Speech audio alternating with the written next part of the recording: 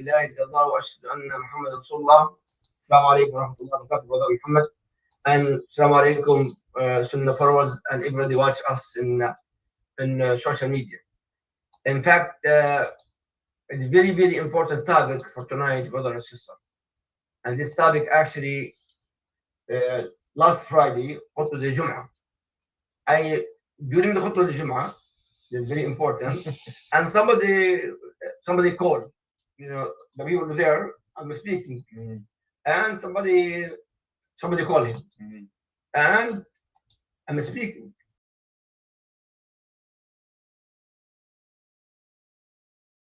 I had to embarrass everybody. What? I said to the brother, oh, I'm going to stop until you finish. Finish first, I will continue. Oh. And everybody looked at him, and everybody turned the phone off. So the phone. It takes one. I take one. Finish. I will finish first. Yeah, and we'll finish the khutbah. And then I continue the khutbah. SubhanAllah. And then after the brother, you promise. Why do you do that? Because you pray after salah. You pray dhuhr first because your salah is not accepted. Yeah. Your salah is not accepted. Pray dhuhr after that. I teach you after that. And it wasn't a kid. It was an adult. But unfortunately, barely to see youth, kids inside the Jum'ah. And then after that, the parents complain, wow, my kids in Salah. That's our topic. Yeah, that's our topic. But brother, this is really become like a disease. Yeah.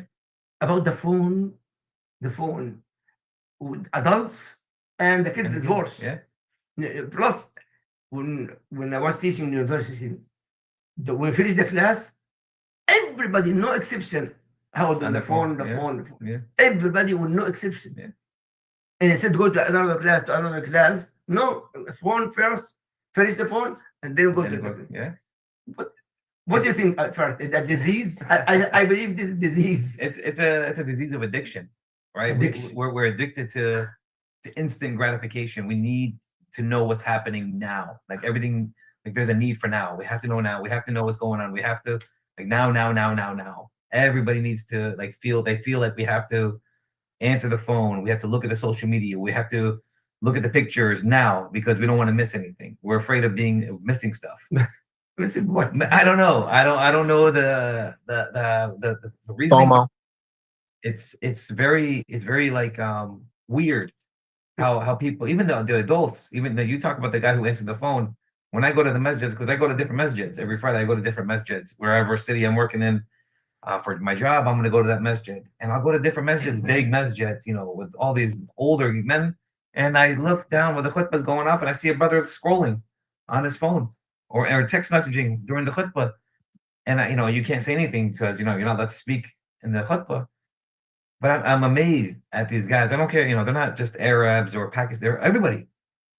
Everybody's listening. Not everybody in the Jum'ah, because the key, brother, in the Imam also, how the Khutbah al-Jum'ah interested for the people, excited for the people, or just the same system, all the same, the same. Yeah, you can't be boring. I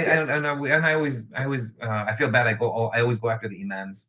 I feel a little guilty because we always go after the Imams. And I get it. Being Imam is tough because now you have the younger generation. You have to keep them engaged and keep them excited and keep. So if you're an old school Imam and you're still doing the old school ways, it's not going to work for the younger generation. They're not going to get it. They're not going to be interested in it. And alhamdulillah, I'm lucky. I get to go to different masjids and see, okay, this Imam is pretty good. Well, this Imam is pretty weak. Like I'll be able to see these things, but a lot of the youth, they only go to that one masjid. They go to the same masjid all the time. And as an Imam, if you're not watching your congregation, right? Everybody, like you're on top of the member. So you're basically looking down at everybody else and you're talking to everybody else. Yeah. You should be able to see what your people are doing. Well, that deficit. Yeah. So if you see a brother who's on the wall sleeping, or if you see another brother in the middle on his phone, make a little comment, make a little mention of it. Say, hey, just in case you forgot that. But as the brother also, me myself, since the war start, or of course, even in tahajjud, at 4 o'clock in the morning, 3 o'clock in the morning, I have a look at the Jazeera channel. Yeah. What's going on? And people call me, but my case also, I become addicted to the phone and me myself because the news, Yeah, you want to see what's happening. My family, Yeah. my family. But how to fix myself? And not the people. How to fix myself? Well, it's not just you. It's a lot of us, right? A lot of us are wanting to know what's going on because everything changes by the second, right? Every second something's different. Everything's something new. This happened. This happened. We also have to remember that we can't do anything from this side of the world. No. Right. We can only do so much. Making dua, donating, whatever we can try to do, we try to do. I know just for my own sanity, I talk a lot about what's going on to different people, different organizations. People ask me questions. Where are you from? What? Oh my gosh, I can't believe you're from there. Oh, can we ask you a couple of questions?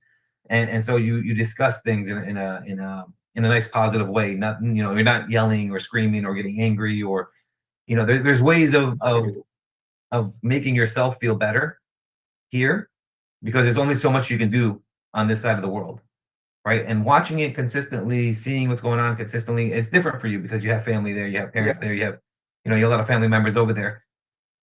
But for us and you as well, I always say, like, you have to just drop the phone sometimes. You have to take a step back and worry about what's going on in your life right now, right here. What can you control? Right? You can't control what's happening over there. So there's no real reason to keep monitoring and watching because what's that going to do for you? What's that been doing to you? How am I feeling all the time? Every time I'm looking, I become more sad. You're going sometimes down. I'm crying. Yeah, you start to go down in your levels of happiness, of enjoyment, right? And you're not supposed to live like that. You should know more than anybody else the hadiths and Islam. And I understand, but wallahi, with my situation could maybe different because my family there, my 107 of my family got killed over there. My nieces, my nephews, even their house destroyed. Yeah, my situation may be different, but the other people here in America, for example, the Muslims in America, like become like this kind of addiction, drugs. With last time with this the vaping, the marijuana. The vaping. So when we talk about addiction, we talk about all that. We talk about the drugs, we talk about the vaping, we talk about the alcohol. We always talk about the internet addiction, how people are addicted to online. Online. I mean, I was in a school last week talking to elementary school kids, talking about and the parents asking me questions about how do I get my kid offline? How do I get my kid to turn off the tablet, to turn off? I said, well, the problem with that is if you take the tablet or the phone away from your kid, then you have to fill in that gap. What are you going to do to fill in that gap of space of time that you would let your kid use that tablet, use that phone, play those video games, right? Because now it's not like how it was back in our days where we would go outside and play and khalas, like after the sun goes down, you have to go back home. Now it's you have to fill that time up, right? You have to figure it out. So there's like for example, like I'll play basketball or I'll go do something else with my kids. Hold on. I also think about the age. The age groups are all different, of course. And so if you got a kid that's 4 or 5 years old, you can start him young, train him young to get away from that kind of stuff, right? If you have a kid now who's 11, 12, 13, you take a phone away or a tablet away from a kid or tell them stop playing video games at the age of 14, 15, and you've been letting them do that since 4 years old because you wanted to relax and you wanted to, hey, play on your tablet. Leave me alone. Give me a couple hours to myself. Take your tablet. Take your phone. I've seen that happen a lot, where parents would say, "Just take the phone, take the tablet. Let me relax. I had a hard day at work, or I was studying, or whatever the case may be." But as a parent, we can't do that anymore, right? We have to understand that the moment you start to give the okay for your kid to play on your phone, play on the tablet, play on the video game, so you can relax. A lot of moms do that. A lot of moms, dads do that too. I mean, don't get me wrong. We can't say just the moms. Dads do that too. We get tired. We work. We have to, drive everywhere. Driving's terrible. I always talk about how driving is more stressful than the work sometimes. Yeah, trust me. Yeah. Especially down here today, everybody's driving crazy. So I get it. I understand it. But if you're going to do that, you have to fill the time for your kids. And you got to do it with your kids. You can't just say, take a football and go play by yourself, or go take a basketball and go play basketball by yourself, or, go do something. No, you have to find now a way to compensate for that 1 hour or 2 hours that your kid would always play. What are you going to do now? How are you going to change the narrative of what your kids are doing? The key, the kids is amana, trust. I got married. Why? To have kids, of course. to have, yes, a lot of people have pleasure. Yes, we have kids, Of course. but these kids actually, Allah will ask me about my kids. Mhm. What did you do with your kids? That's why we give advice. We give advice. Especially some people actually, the kids alone, separate with the mom divorce, for example. But it's still the father or the mom, whoever away, you have to advise because you cannot fix it. Because adults. But we also say, okay, so I always hear, and I say it too, even to my own kids sometimes. I'm the dad. I've already finished my schooling. I already got my degrees. I could do what I want to do now. You are the kid. You still have to go to school. You still have to do what I already did. Right? We say that all the time to our own kids. I don't know if anybody else here says that, but I know I've said that. I've heard other parents say that, and it's true. Yes, we did. We did the grinding. We did all the hard work. We did everything so our kids can have what they have today. Right? We want to always, and I always hear parents say, I don't want to, have my kids miss out on stuff. I don't want my kids to go through what I went through. Well, what you went through made you stronger. What's wrong with what you went through? Right? I always ask parents that, especially the younger parents who give their kids. I mean, how many times have you seen these kids who are, I don't know, 16, 17, 18 years old, driving the most expensive cars? Yes. Right. And you say to yourself, well, how are they going to learn to appreciate what they have if you don't start them at a level, right? Give them the little car, give them the one that might, that has little problems here and there. Let them see, let them feel what it's like. In fact, you're right. Yesterday, I had a meeting with the MSA students, freshmen and last year. And as well the cars, brand new cars. Yeah. And not the Tesla and this and Volkswagen and Mercedes. And I mean, they have, but what I saw yesterday, honestly, they pray, they are always connected as a Muslims, mashallah. Yesterday, the best Muslim students in America, I saw yesterday. Mashallah. Not all of them actually, but what I saw yesterday, no exception. Mashallah. Yeah, may Allah bless all of them and all the Muslims in America and all the world. But also, this kind of, sometimes the parents struggle with that. Yeah, we need, of course. In this few minutes we sat together, we need a solution for our boys, our girls, our family, our kids here, to be away, to be away from that. I know some families, they told me actually, they are eating together and everybody, include the parents, with the cell phone. So how do you expect to tell your kids or advise your kids and then you're doing it yourself? I mean, number one, change your habit. Absolutely. Change yourself to change the others. And I always notice that it's very hard for us as adults to change our ways. Very hard because adults, very even for myself. It's you start to notice different things. I'll notice my kid saying something. Oh my God, how's he saying that? Or how is he talking like that? Well, he probably heard me say that. Sometimes the adults, my way or the highway. And that's how it was when we were growing up. Right? Like you had the kettle, the beating. I say kettle because I remember those words. The belts and stuff like this. The kettle. Remember these. My son didn't know what kettle is. No, they're spoiled. These guys, they don't know what kettle is. But we have those times back in the days, but now you can't do that as much as we had it back in those days. But they mimic you, they watch you, they see you. So if you're gonna sit there on the couch or on the dining room table eating dinner, scrolling, and then you're gonna go look at your son and say, "Hey, turn off your phone." How is that gonna work? But I believe the father do that more than the mom. Why? Because the mom normally she cook, she do this. Okay. For example, when I eat here, sometimes I watch Jazeera channel, it's news. And wife, she said, Ibrahim, we eat together. I take it away. Yes, we're gonna conversation. Because you're addicted to the news. To the news. News. But that's the thing. That's not addicting actually, because I know the situation bad. Mine different than others. But you're different than others, but you also have to understand that again. What's it doing for you? Actually, nothing. Nothing. Because I cannot do it. In fact, it's more anger. It's okay, and that applies to you for what's going on overseas. Imagine now we're talking about everybody else with social media in general. What's that doing for them? The scrolling. I believe nothing. And you know, when you look at when I try to explain to the kids at the school yesterday, last week, and the parents, because I had the parents with me, and I said, you know, think of the names of the apps that your guys' kids are looking at.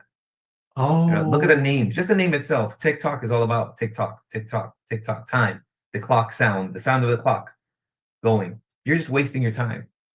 Facebook, they want your face stuck on that book. They want your face to be constantly scrolling I use through. it as خطبة الجمعة, hadith, Mhm, and advice for the people normally. mhm, mhm. When I do any social media, not for fun. It's Not everyone. no. Social media has so many benefits. There's so many benefits to social media. And something positive and Yeah, negative. everything has positive and negatives. And you know, when I talk about addiction, I always talk about, you know, moderation. Oh, Right? There's a certain way, like moderation. for me, like my job is all about online safety, internet safety, online awareness. So I have to constantly look at the stuff. I have to constantly read the stuff. Today I was looking at the different things of the permissions of the apps. When you download the app, the permissions you give for that app to have on your phone. And so when I go into my conversation next week with the teenagers, when I go into the older kids, I can explain to them what is happening on their phone when they download those apps. Yes. Right. So like one example is like the vacuum cleaner. Right. There's a vacuum cleaner that runs on a robot that goes in your house. And I looked at the permissions that it requires, and I said, you know, why does it need my camera on my phone? Why does it need to look at my contact list? Why does it need the pictures on my phone? It's a vacuum cleaner. Why does it need all this stuff when I looked at these permissions? And so, you know, it makes you wonder what's going on behind the scenes of that simple vacuum cleaner app, right? So that's why I do it. That's my job. It's my profession. I've put that on myself. If you don't have that kind of job, if you don't have that kind of profession, then why are you scrolling constantly through? What are you looking through? When I ask the parents all the time, look at your kids' For You pages, right? When they're scrolling, what is on there? Okay, but what about adults? Oh, They refuse. Yeah, we'll look at the adults' For You page. I believe adults, they refuse to show the parents about the apps. I went and I made a comment in my talk the other day, just a joke, when I was talking to the parents and their kids. I said, who wants to give me their phone so I can open up their For You page? Nobody said anything.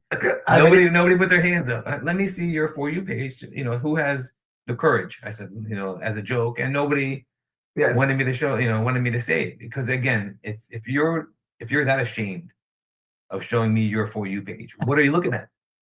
I'll show you mine. It's probably mostly it's mostly like Islamic stuff. What's going on overseas? You know, it's stuff that the algorithm knows that I'm watching. And so the way I explain it to everybody is, when you're scrolling through these social media, these little social media websites and these apps, it's constantly monitoring what you're watching. Actually, you're right. I just noticed myself. Mm-hmm. I say, somebody doing karate, and I say I like, and sometimes another fight. Yeah. I really like, because I like the fight. Mm-hmm. And suddenly boom, boom, boom, boom, karate. All karate. And it's amazing, because now you don't even have to like anymore, right? You used to have to look. Just look, because the camera. Remember, we have the front cameras. Yeah. On our phone, so the camera's already turned on, watching your eyes. Oh my Allah! So when you are just watching a video for more than 3 or 4 seconds. Hold on. It's very important. It's very important. Yeah. Repeat this again. So there's a reason why. Here to the people. Yeah. So there's a reason why they need permission for your microphone and for your cameras. Mm-hmm. All right, and it's not just when you're taking a picture and posting it.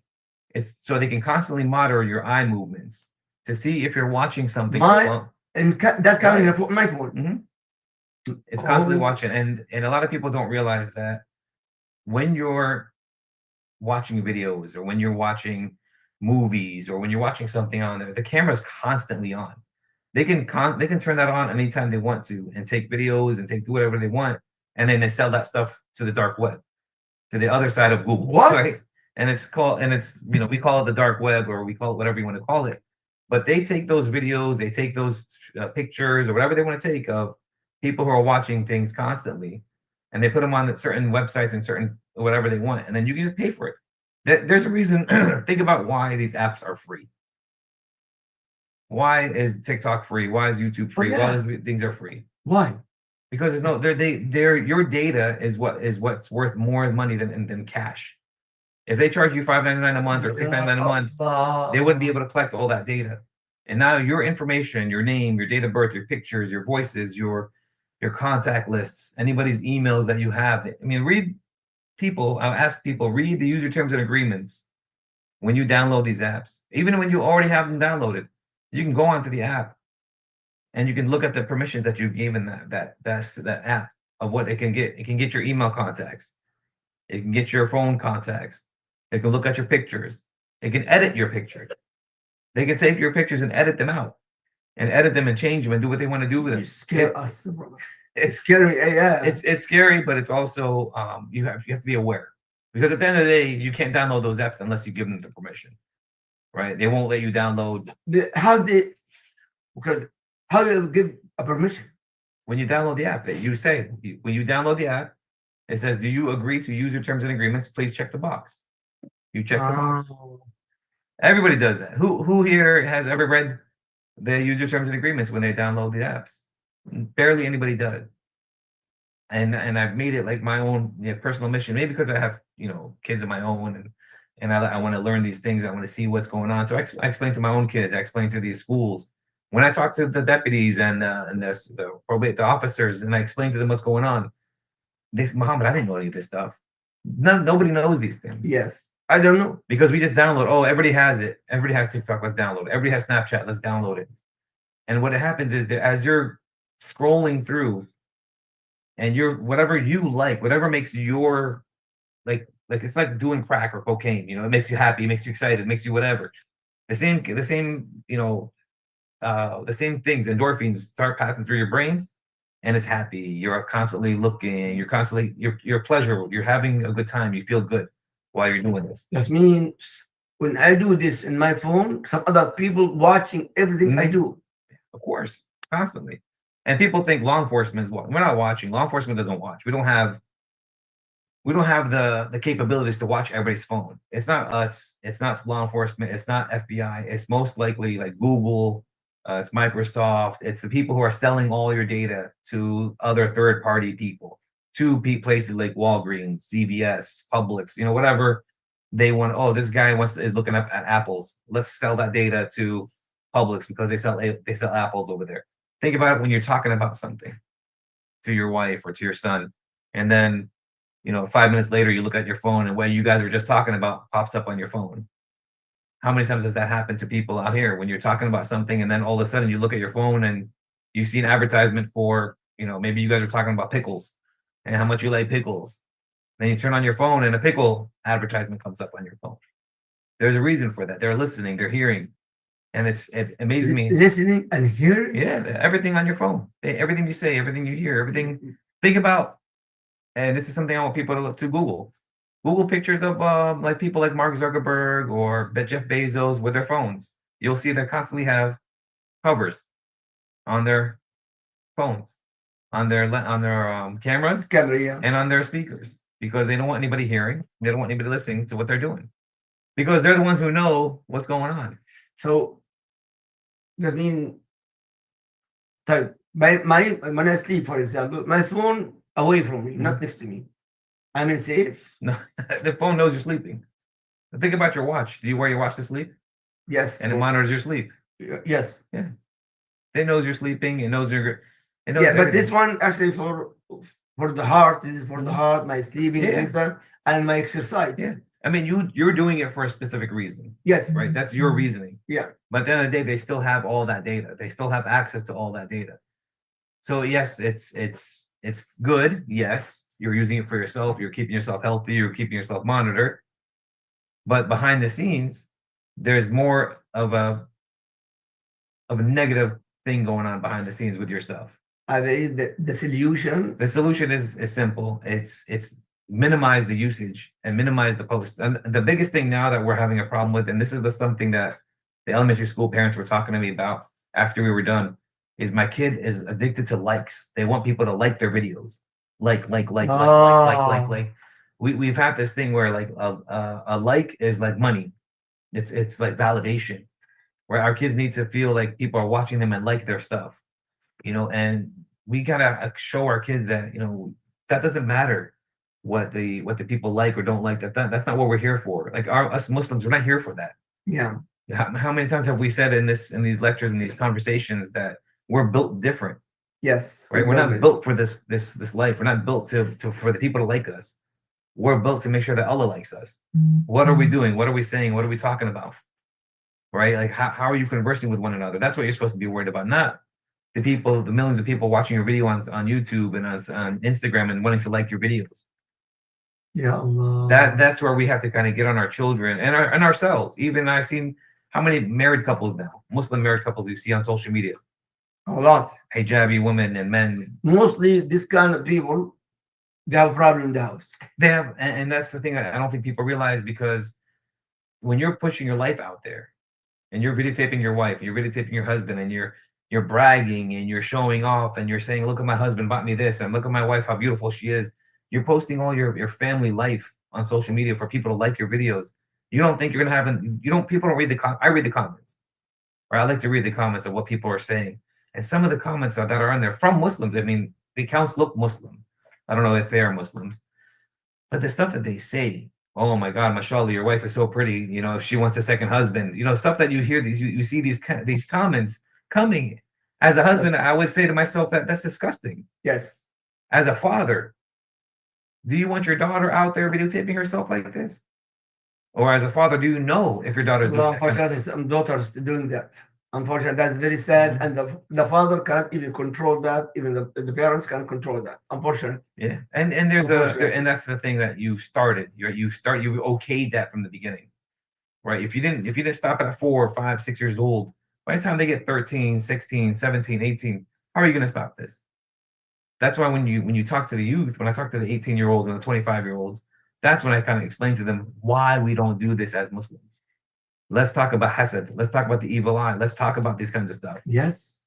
Hasad, brother and sister, wallahi, that mentioned that in the Quran, ayah number 155. Mhm. We have to be careful to show ourselves in the social media. You get hasad, envy, easy. That shaitan, his job, and a lot of divorce. A lot.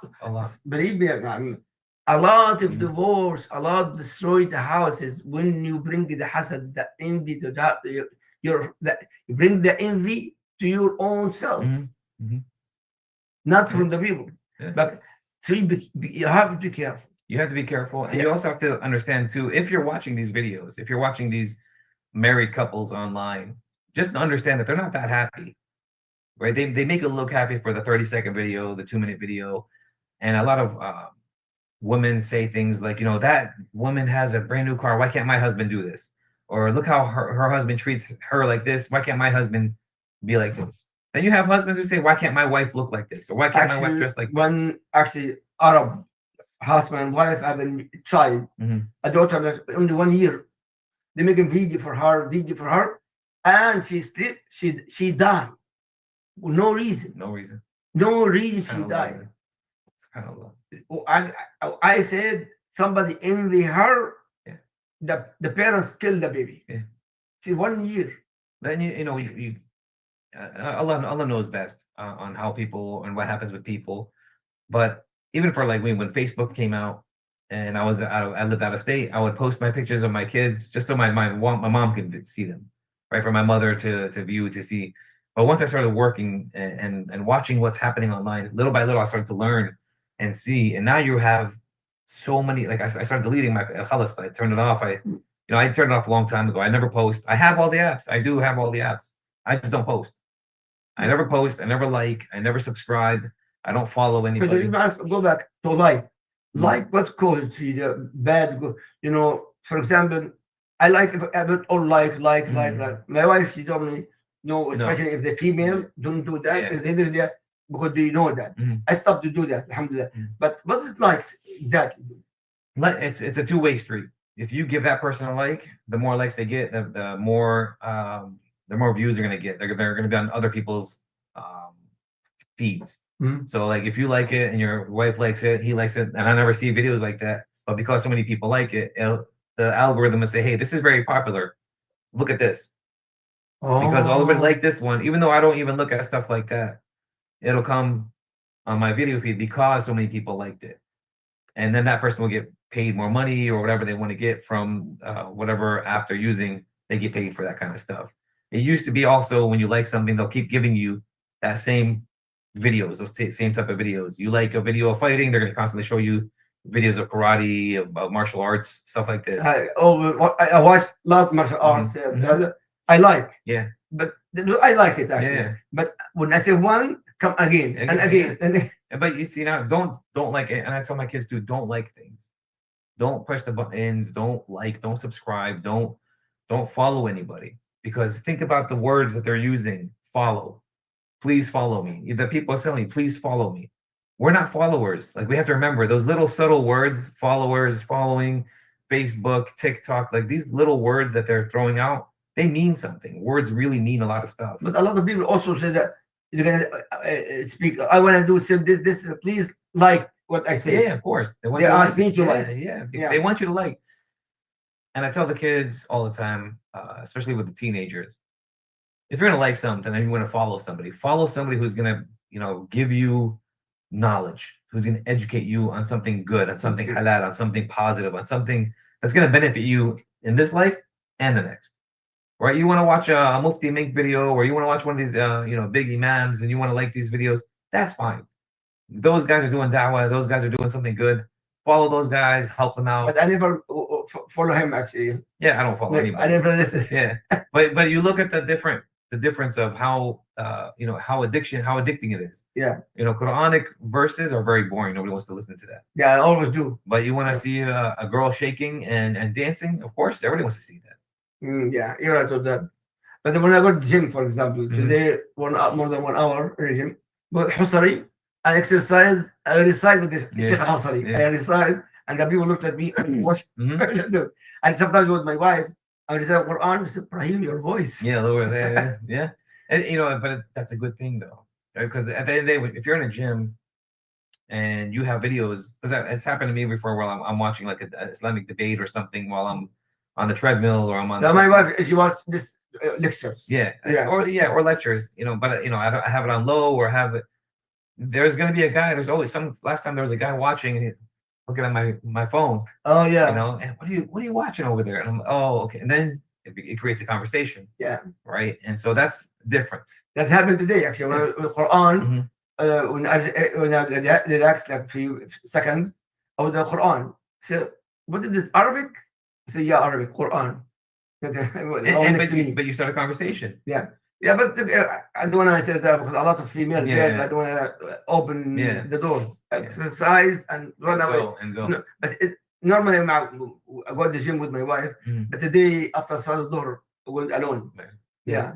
It's amazing too, because you'll see, like if you see when you go to the masjids and you see the guys who are on their phones, right, in the middle of a lecture, in the middle of a khutbah, you start to see, wow, this guy's that addicted to his phone, where you can't even wait.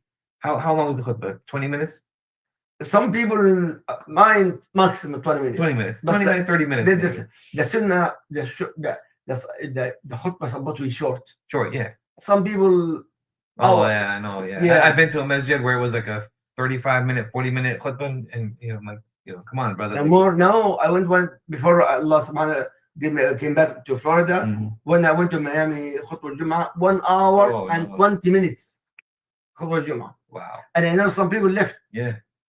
They asked me, Sheikh Ibrahim, it's okay to say yes, no problem. Yeah. This person, he think you follow the sunnah, he's not the sunnah. No. Prophet Muhammad sallallahu alaihi wasallam make it a short, to the point, and Salah even more. Yeah. The people make it the opposite now. They say that the two shortest surahs.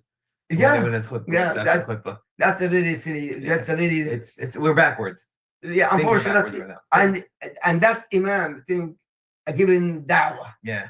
But normally, a human being after like 30 minutes, I cannot catch anything. Yeah, the attention is done. Khalas. Yeah, even in the classrooms. Mine 20 minutes maximum, and salah and assalamu alaikum wa alaikum salam. Yeah, and you came to my khutbah. Yeah, I know. And that's what I'm saying. Like your khutbahs are nice, short, concise, and you say what you gotta say. When you go to these khutbahs and as an imam and you're watching your people and you see these brothers on their phones, So don't blame them. Then. Don't blame them. If we're gonna stay 40 minutes on the member talking for 40 minutes, come on. Our attention span is not as it used to be. Yeah. Right. We're not. Our attention span is very short. Kids, our attention span is short. Imagine the kids. Imagine the young teenagers. You think they can keep their attention for more than 20 minutes? When I started to teach geology, when I started geology through the Athletic University, and every 15 minutes, I make the students stand up and down, stand up and down, and then we continue. Yeah, you got to get them back in shape. Like exactly. Yeah. That's suppose you're not. Hard. And geology is very boring. I'm sorry. Okay, thank you. It rocks. I make it. No, I make it. Honestly, alhamdulillah. Even though every year I was number one. All the plus. Why I make the kids, and I mean the students actually live with the geology is our life. The land, the water, and the sky is our life. Yeah. So everything belongs to us. But see what you did? You made it exciting. Yes. And so when you have 20 minutes, if you're not making it exciting, and I get it, you like I said before, the imams, they can only do so much. I understand, especially the old school imams, the people that are going there, the brothers that are on their phones. I don't know about the sisters. I don't go in the sisters thing. Maybe sisters are the same or different, or maybe inshallah better than the men. But if you're inshallah, I hope.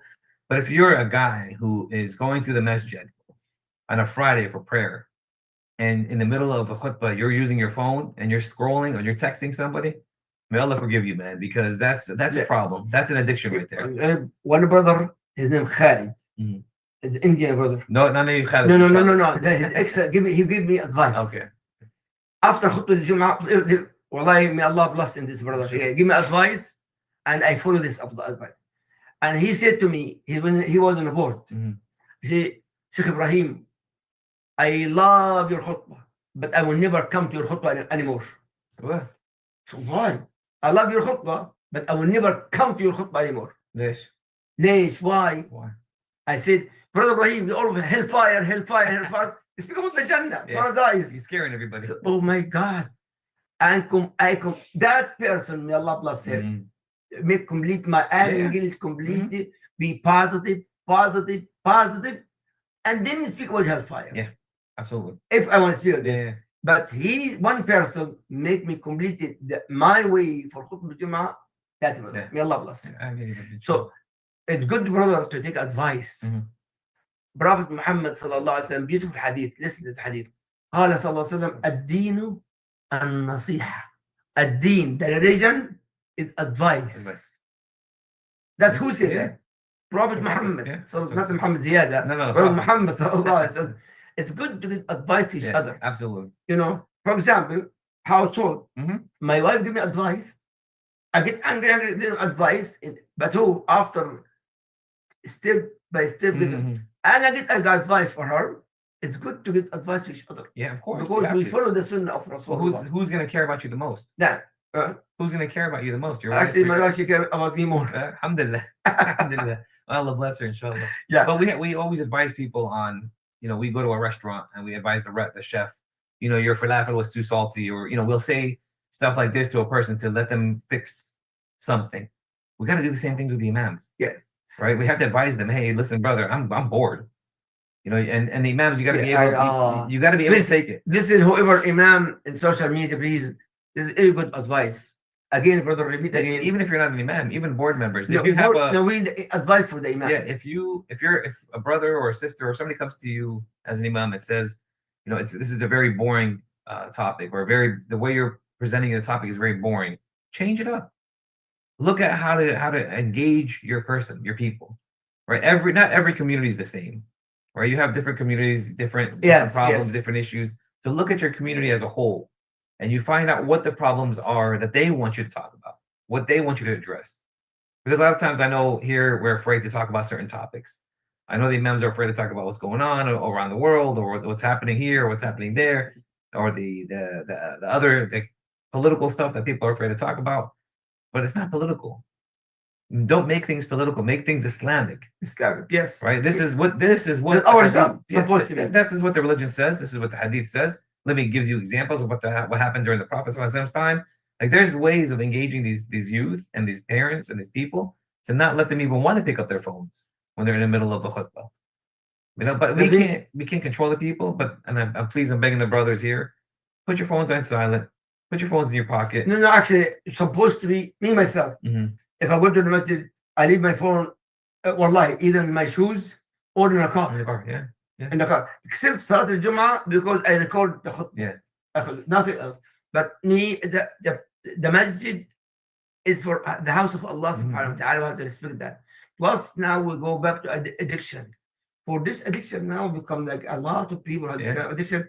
Not only that, I know one of the kids here in Florida, he put his mom, they take the phone from him like this to do the homework. What he did, he took the plate when he cooked and he hit his mom to take the phone. What to do with this guy? There's a big problem right now going on with these kids not being able to control their emotions, and they're not able to control their number one. Yeah, they're not taught to control their emotions, and they're not taught how, because these are like learned behaviors, right?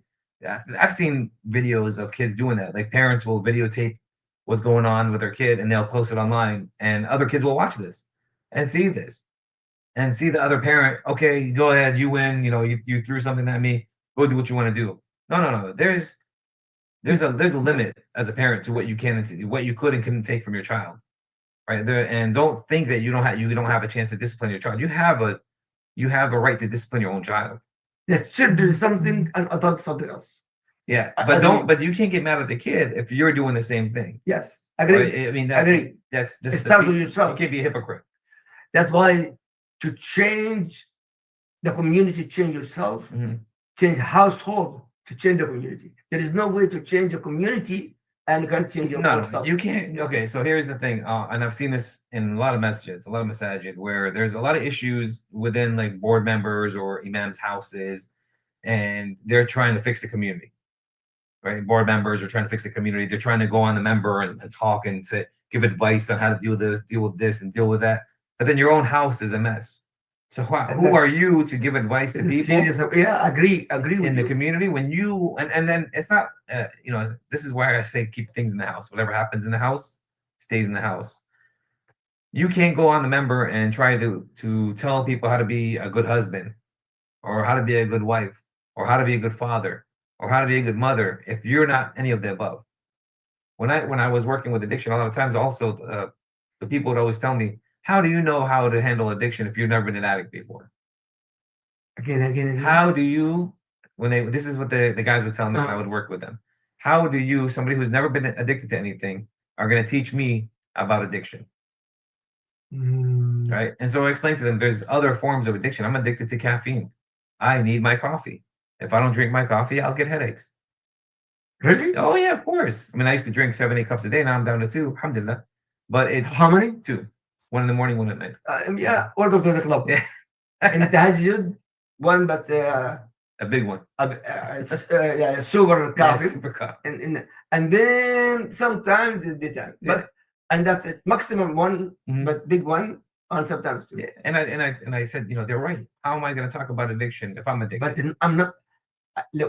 I'm not addicted. Why? I went to Umrah. And Umrah was like 1 week. I have no coffee at all. Yeah. I don't have a problem. Yeah. I don't have any problem. Yeah. I mean, the addiction actually sometimes, with all my respect, brother and sister, whoever listen, I did coffee every day. But 1 week in Medina, actually, I don't have coffee. And then I told the brother, actually, tell your wife I need some coffee. And they gave me coffee. Every day, coffee. But 1 week, I have no headache, no nothing. A lot of people, I have headache. In fact, I want to sleep, I drink coffee. And the opposite of the people. Yeah. But now, addiction, yes. Yeah. Tell me with coffee. Yeah. Drugs, liquor, gambling. Yeah. But I believe, Allah Alam, I'm going to learn from you. Any addiction, you can train yourself to be away from that. Of course. There's always relapses. There's always going back to it. I've known guys who stay clean for years, and then they put themselves in one situation, or they get depressed, or they get sad, and then boom, they go right back Oh, and they fall back down. Oh my gosh, I'm done. I can't believe I did this. They go into a depression mode. They go yes. into anxiety mode. And then you talk to them and say, okay, it's all good. Everybody messes up. Nobody's perfect. There's no such thing as a perfect person, right? I know one person actually in Texas. Mhm. He was addicted, Mhm. and went to the hospital. Mhm.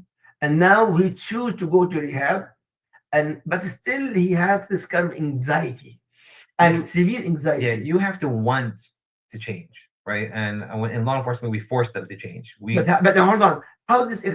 I'm sorry with that. Mhm. But have this anxiety to teach that he's adult, he's Yeah. married. Mhm. How to teach him about the continuous anxiety? I mean, everybody's different. You have to see where it's coming from, right? Where is it, like, why? Like, what's the cause of that, Oh, right? Because at the end of the day, you can figure out by talking it out, like, just because a lot of times, especially for men, we don't talk, right? Men don't like to talk about their problems. We don't like to talk about our issues. We don't like to talk about our anxieties. We're men. We can't talk about that stuff. We have to just, bottle it up and keep it inside, and then keep smiling and keep doing what we're doing. Because we have to. We have to. You're right. If you complain, if you whine, what kind of man are you? Right. So sometimes a man needs to talk to somebody else, another guy or another person who doesn't have really any type of connection, who can be unbiased and say, look, this is the problem. Let's talk about what's going on with you. Unload with me. Empty Everything out. Let me hear what you're saying. And then I can kind of pinpoint and see, oh, this is where it's coming from. Did you know that this is where your anxiety is coming from? I never thought about it, because you never talk about it. If you never talk about it, how are you going to know? In fact, when the couple problem, husband and wife come, Mhm. I sit with them. I said my rules to fix the problem with the husband and wife.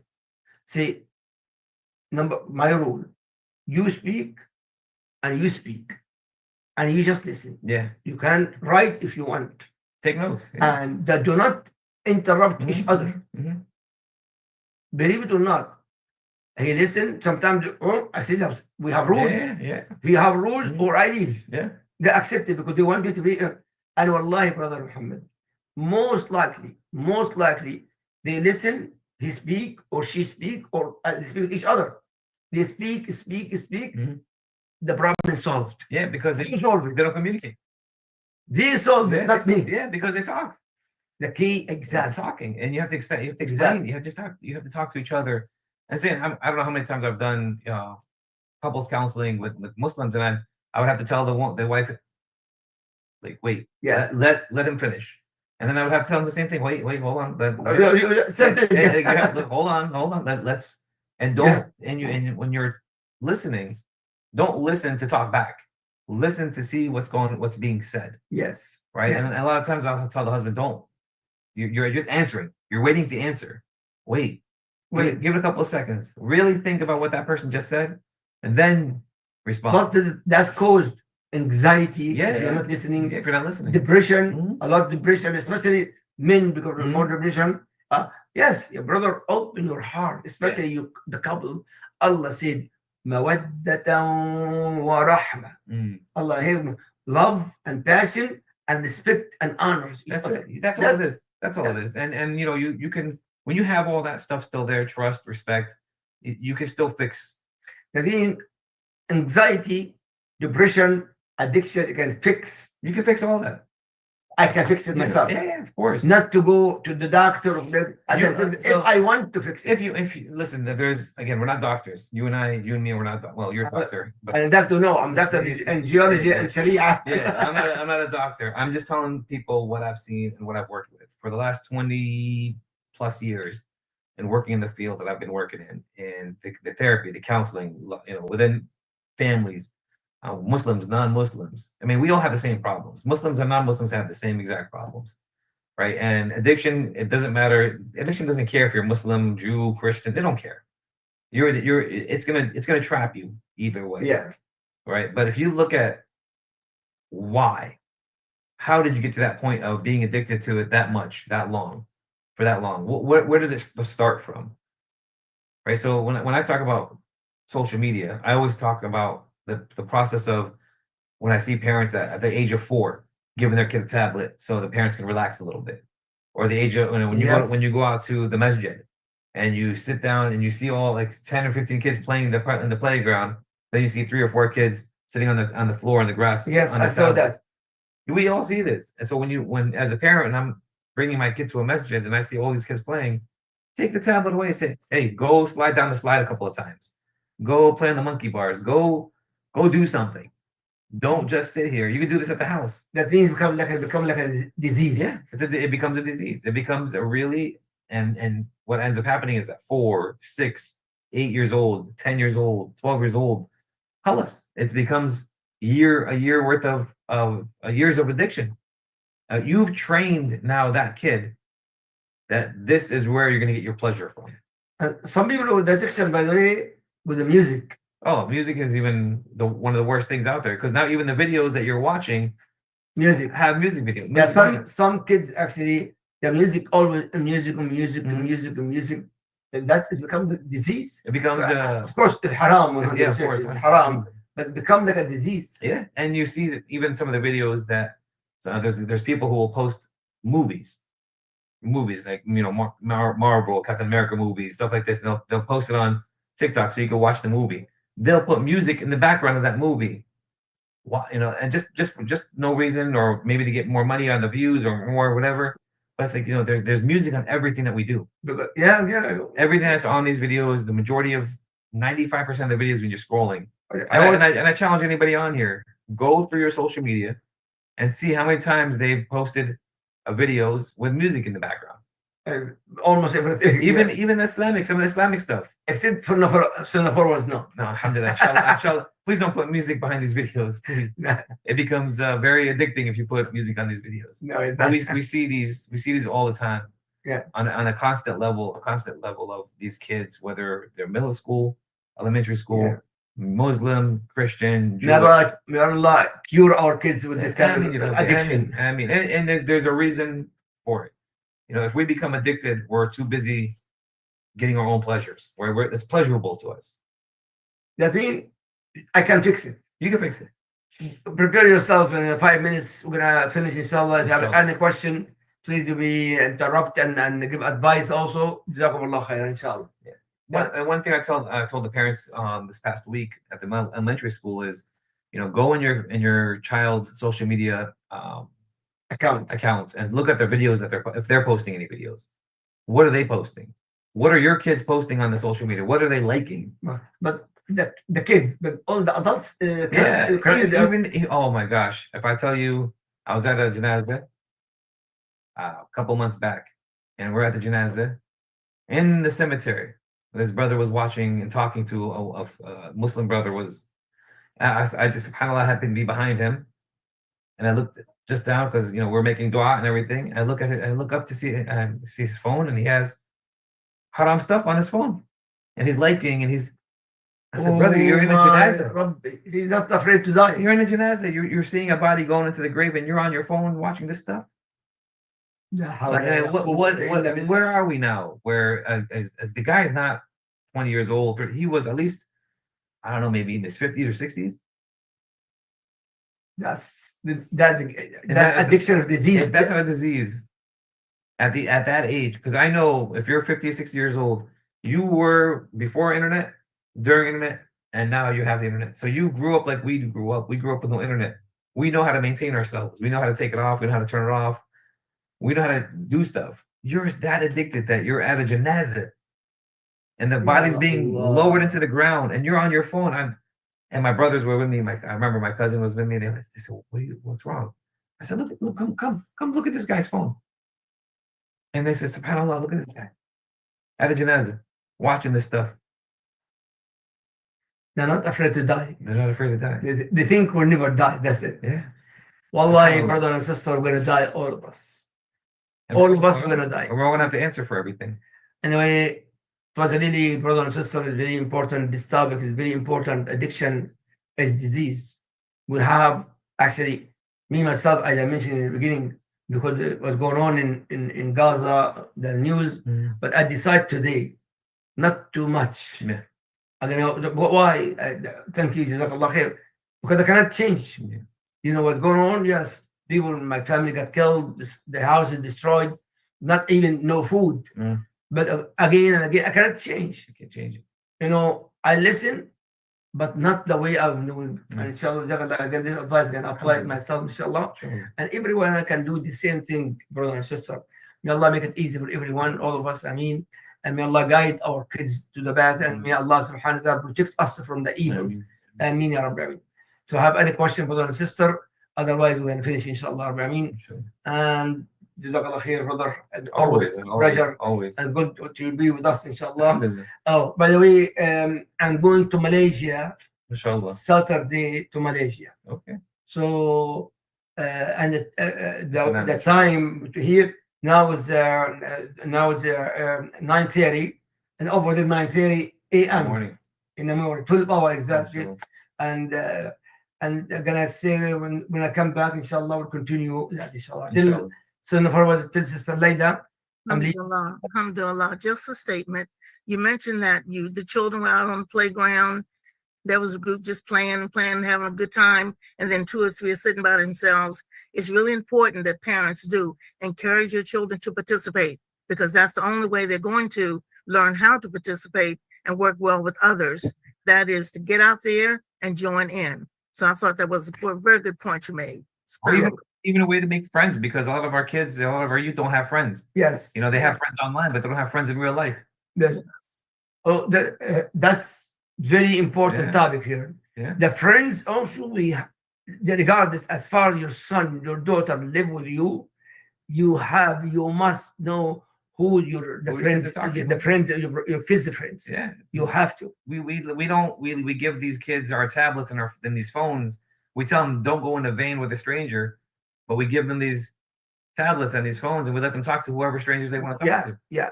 May Allah guide our kids. I mean, there's a lot of cases where we have grown men coming to these kids' homes, getting their addresses, because kids are just given addresses. I live here. This is my address. I live with my mom. These kids tell these information, and they just come over. Omar, do you have any comments? Omar Derimali? No more here. Nothing I'm else. here. No, I don't, Bubba. No advice? No, never know. Okay, Sister Anisa? That's it. I'm done. Okay. May Allah guide us, all of us, and guide our kids, Ya Rabb. سبحانك اللهم وبحمدك أشهد أن لا إله إلا أنت أستغفرك وأتوب إليك. السلام عليكم ورحمة الله. We'll see you, inshallah, not next week, the following week, inshallah, when I come back. Only 1 week in Malaysia, inshallah. خطبة الجمعة, some lecture and vacation, inshallah, with the family, inshallah. السلام عليكم ورحمة الله وبركاته.